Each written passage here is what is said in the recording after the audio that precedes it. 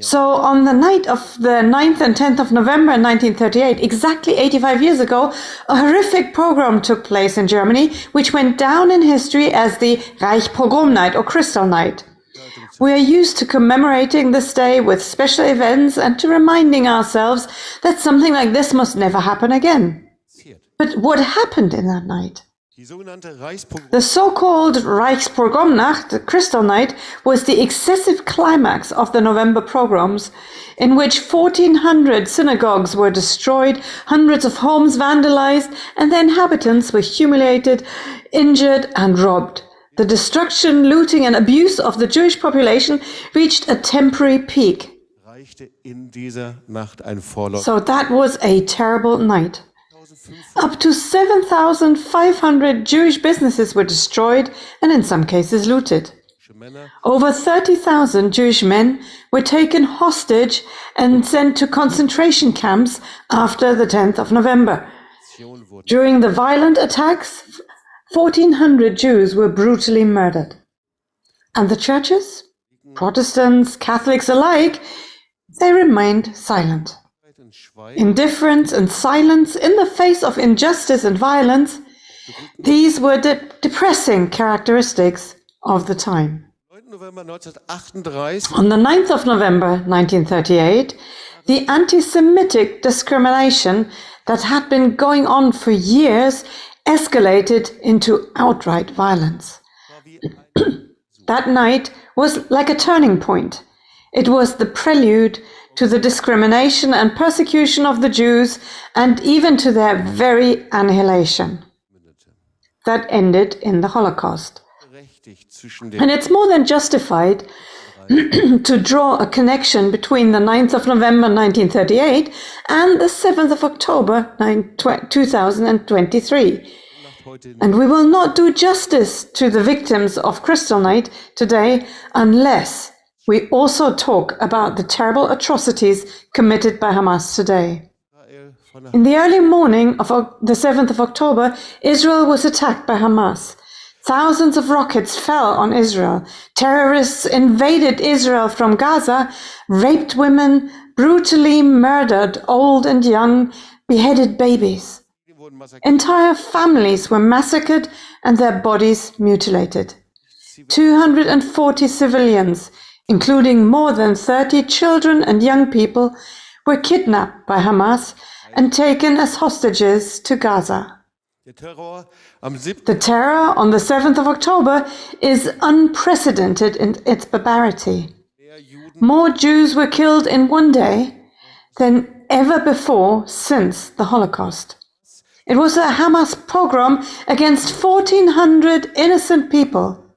No one can fathom the agony and suffering of the 240 hostages who've been subject to the hatred and terror of their tormentors to this day, which has already been 30 days.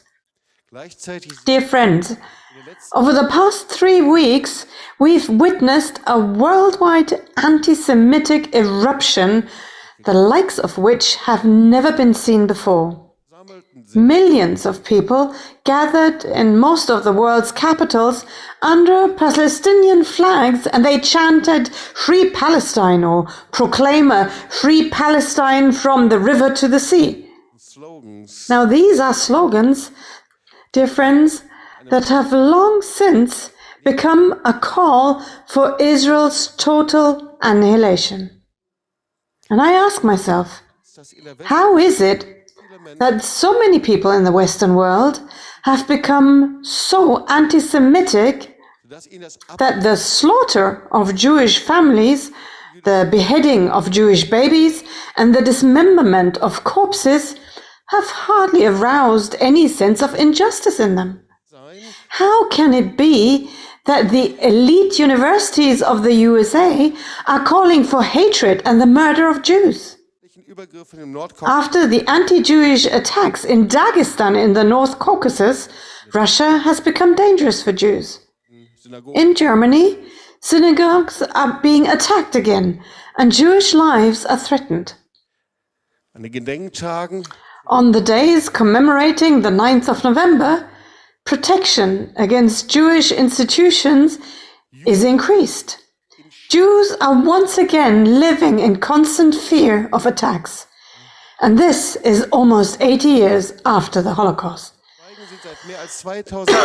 Indifference and silence have been the clear hallmarks of anti-Semitism and hatred of Jews for more than 2,000 years. The reality is that after almost 80 years, we are more deeply entrenched in anti-Semitism than ever before. And I ask myself, what has gone wrong in our country? Have all the instruments of working through the past failed? What about our memorials, museums, and educational support? What about literature, the countless documentaries and films? What about our days of remembrance? And what about all our attempts to keep the memory of the Holocaust alive? How much anti-Semitism and hatred of Jews must lie dormant in a person to be so indifferent and downplay a massacre of 1,400 Jews and look past it without any empathy whatsoever? The social scientist and commissioner for anti-Semitism of the state of Berlin, Samuel Salzborn, would not be surprised.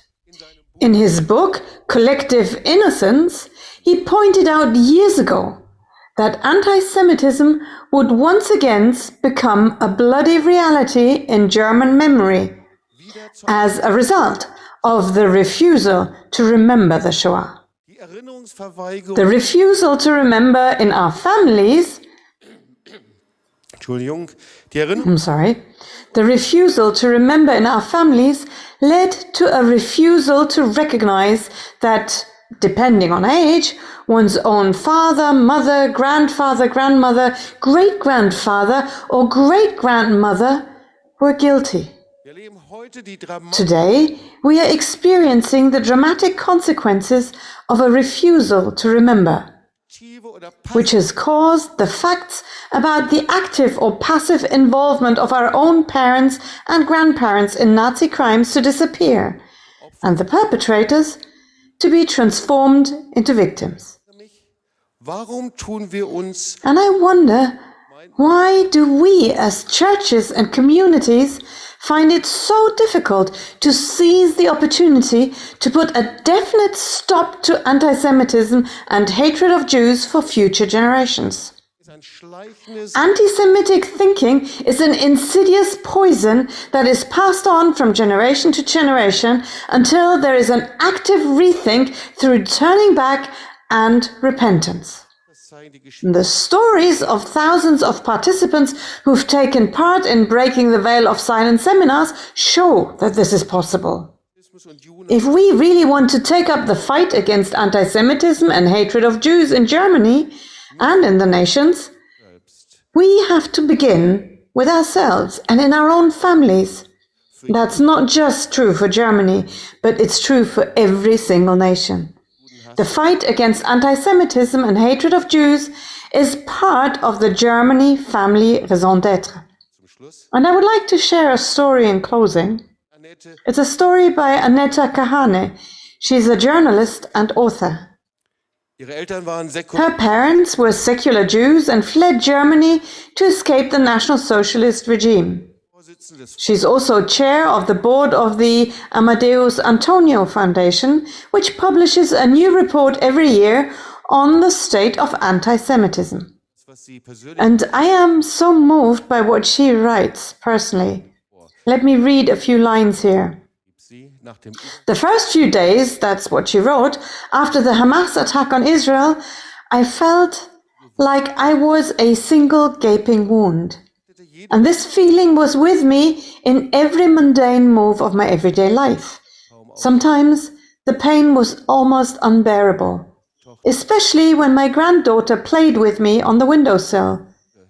For the first 3 days after the murders in Israel, I was barely able to look at her without crying. Not out loud, but inwardly. My little sweetie, I couldn't bear it if anything happened to you, and not just anything, but this. Anti-Semitism, she continues, is rampant on the streets once again, and many Jews and feel lost, despite the political statements wherever they are heard. The pain does not subside. My grandchild's round cheeks have these dimples when she laughs. I can't imagine the panic this little girl would feel if she were tortured. Many Jewish parents and grandparents have to think of exactly that. They have to endure it. So we all have to imagine this. And we have to stand by them. Dear friends, the terror of the 8th of November 1938 was only the beginning. It was the prelude to the extermination of the Jews, and the same applies to the 7th of October 2023. Regardless of whether Israel succeeds in driving Hamas out of Gaza, the terrible massacre on the 7th of October marks a new era. Dear friends, we know that a never again slogan is no longer enough today. The commemoration of the Crystal Night is becoming an urgent call these days. Never again is not enough. Raise your voices against anti-Semitism and hatred of Jews. Do not wait.